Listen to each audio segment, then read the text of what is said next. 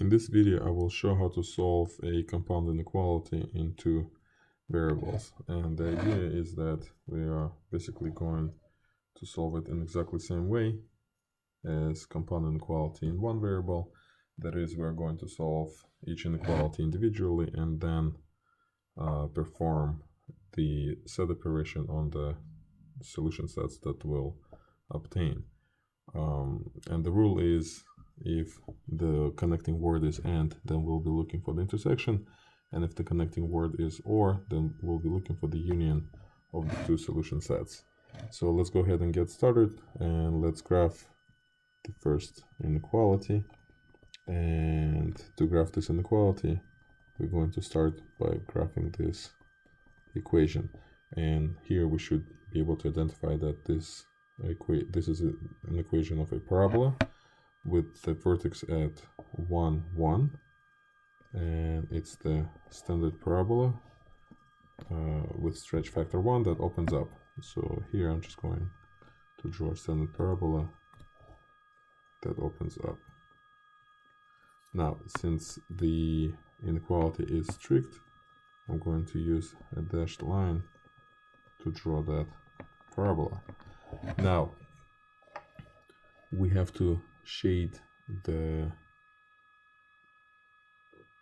region that corresponds to the solution of this inequality, and to figure out which region, we're going to pick a couple test points. So let's pick 0, 0. So at 0, this inequality is true, and let's pick maybe 0, 4, and at 0, 4, this inequality is not true. That means we have to shade below the parabola. So before I start shading, let's go ahead and figure out the solution of the second inequality. And to graph this inequality, we first are going to graph the corresponding equation. So the corresponding equation, you should be able to identify the shape of the graph.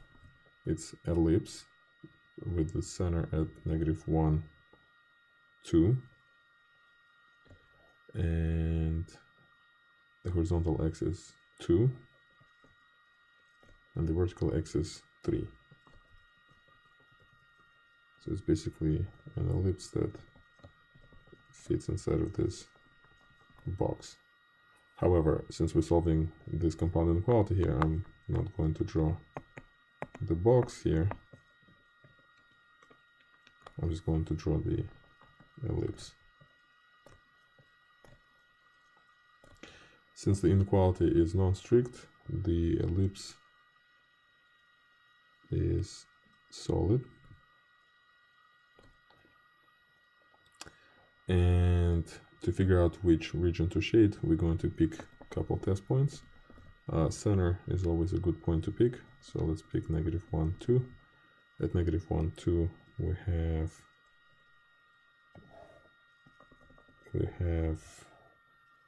0/4 plus 0/9 less than 1. That's true.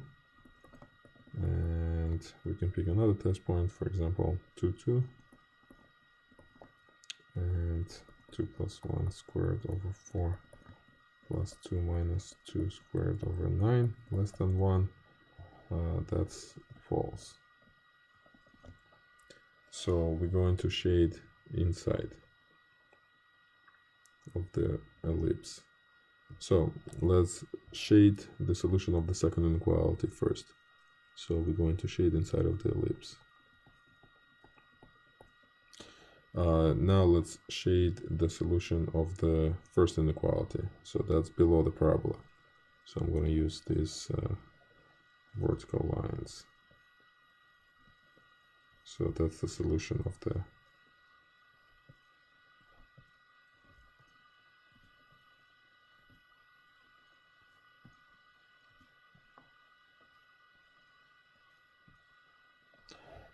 And to solve the compound inequality, that means we have to find the union of these two sets. So what is the union? The union is basically two sets combined together. So everything that is shaded now becomes part of the solution set. So we see the entire region under parabola is a solution set, but we also include this part of the ellipse. So basically I just shade everything. So it's going to take me a while. But all of this, so the entire region under the parabola, and the entire region inside of the ellipse, so all this is the solution set of the given compound inequality. So this is how we solve compound inequalities in two variables.